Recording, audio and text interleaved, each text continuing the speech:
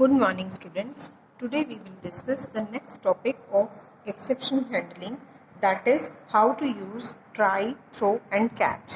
In this, we are studying first example 18.1, that is saying a code we will expect as an exception to occur will insert it in the try block as given below. That means हमें लग रहा है कि ये particular जो भी हम coding कर रहे हैं, आप जो भी प्रोग्राम लिख रहे हैं, उसमें कहाँ पे आपको लग रहा है कि थोड़ी बहुत पॉसिबिलिटी है अपनी इंट्यूशन से कि इसमें आ सकता है एक्सेप्शन, तो उस पर्टिकुलर स्टेटमेंट के ब्लॉक को जो है वो आप पर्टिकुलर ट्राई ब्लॉक में डाल देंगे। तो इसके लिए आपको करना क्या है कि सबसे पहले आप कीवर्ड लिखेंगे ट्राई, उसकी ब्रेसेस स्टार्ट करेंगे और फिर आप अपना वो ब्लॉक ऑफ स्टेटमेंट लिखेंगे जिसके अंदर आपको एक्सपेक्टेड है कि एक्सेप्शन आ सकता है।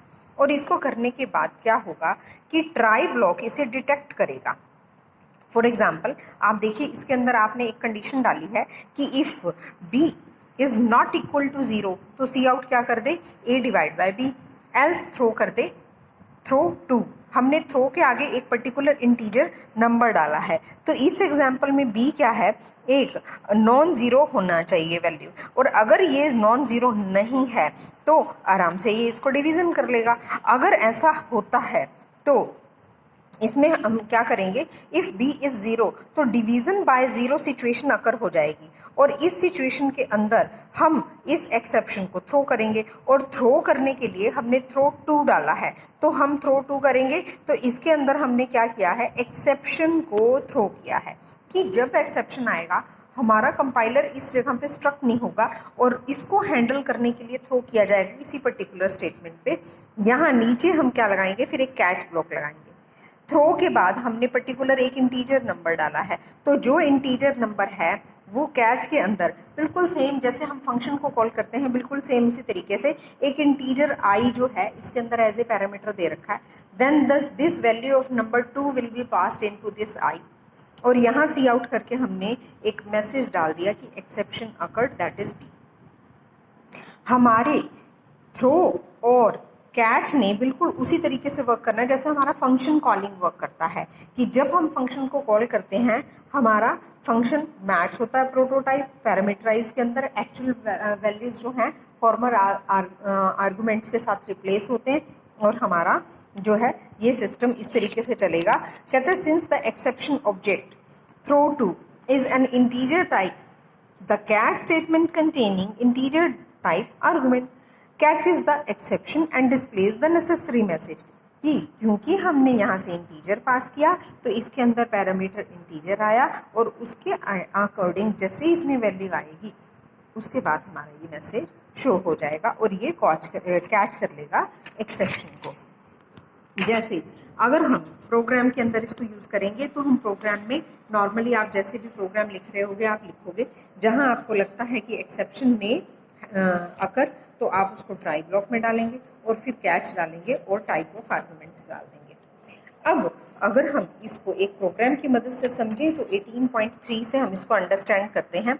इसमें आपको क्या दे रखा है, देखिए सबसे पहले हमने हेडर फाइल्स इंक्लूड की हैं, फिर आपने क्या किया है, मेन में गए हैं और उस मेन में जाने के बाद आपने वेरिएबल्स डिक्लेयर किए 2 इंटीरियर टाइप के A and B, clear screen किया, उसके बाद आपने एक मैसेज प्रिंट कराया है एंटर टू इंटीजर नंबर्स, और सी इन कराई हैं 2 वैल्यूज ए एंड बी की। यहाँ तक आपका प्रोग्राम बिल्कुल नॉर्मली वर्क कर रहा है।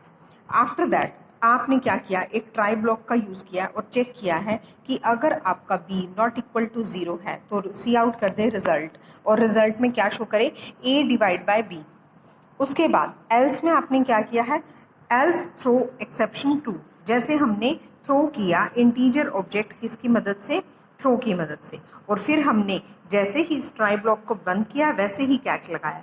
ये ऑलमोस्ट वैसे वर्क कर रहा है जैसे इफ़ और एल्स वर्क करता है, कि इफ़ में आप कंडीशन लगाते हैं और फिर नीचे एल्स की कंडीशन आ जाती है। इन द सेम वे आप पहले ट्राई ब्लॉक यूज़ करेंगे और इमीडिएटली आफ्टर ट्राई ब्लॉक आपका कैच ब्लॉक आएगा और वो कैच करेगा एक्सेप्शन को, और फिर आपने इसमें एक मैसेज प्रिंट कर दिया कि exception occurred that is B. उसके बाद आपने कैच ब्लॉक को भी क्लोज कर दिया और गेट ch लगा दिया।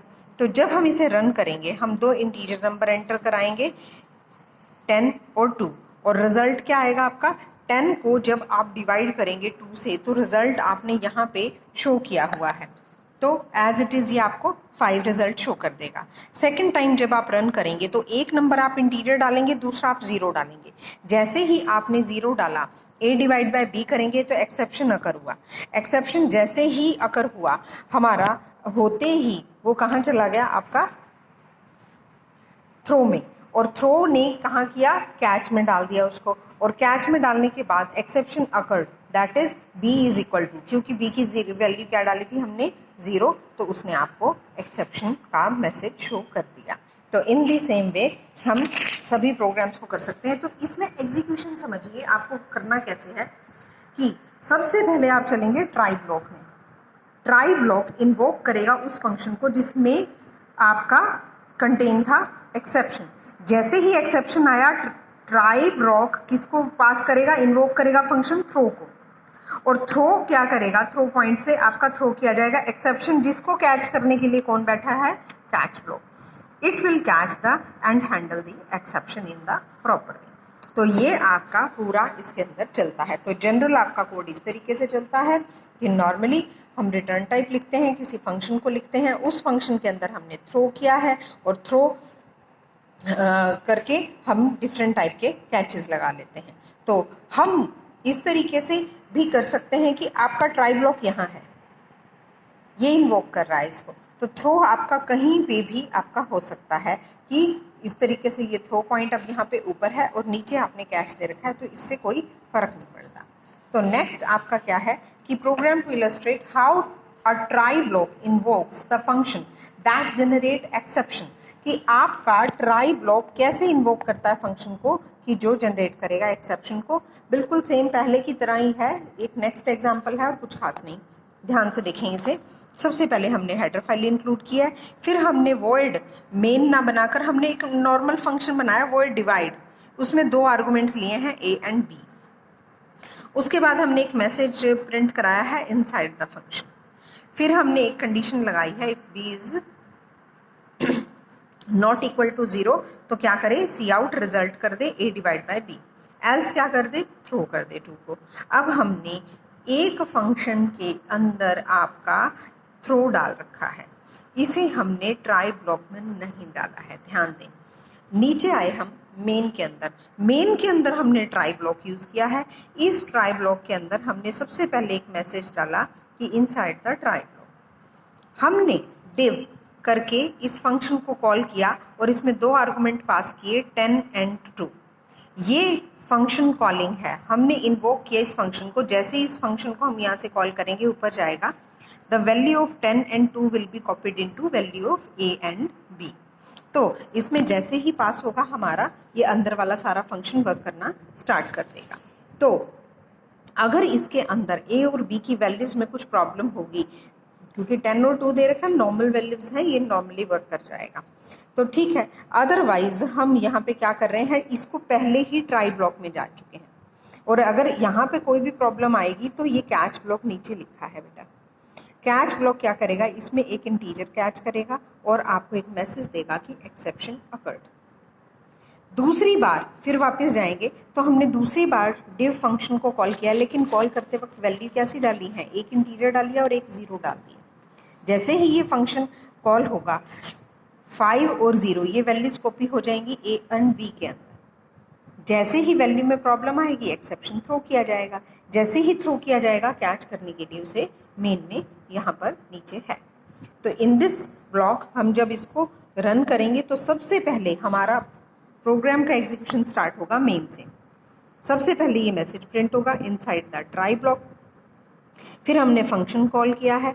नॉर्मली फंक्शन कॉल जैसे ही होगा तो हमारे पास सबसे पहले मैसेज आएगा इनसाइड द फंक्शन, और इनसाइड द फंक्शन आने के बाद नॉर्मल वैल्यूज हमने डाली थी तो 10 को डिवाइड करेंगे 2 से, हमारी 5 आंसर आ जाएगी। फिर से आप मेन में जाएंगे और मेन में जाने के बाद फिर क्या करेंगे, आप फिर से फंक्शन कॉल कर रहे हैं, फिर से आपके पास मैसेज आएगा inside the function, but this time values आपकी क्या है, नॉर्मल नहीं है। तो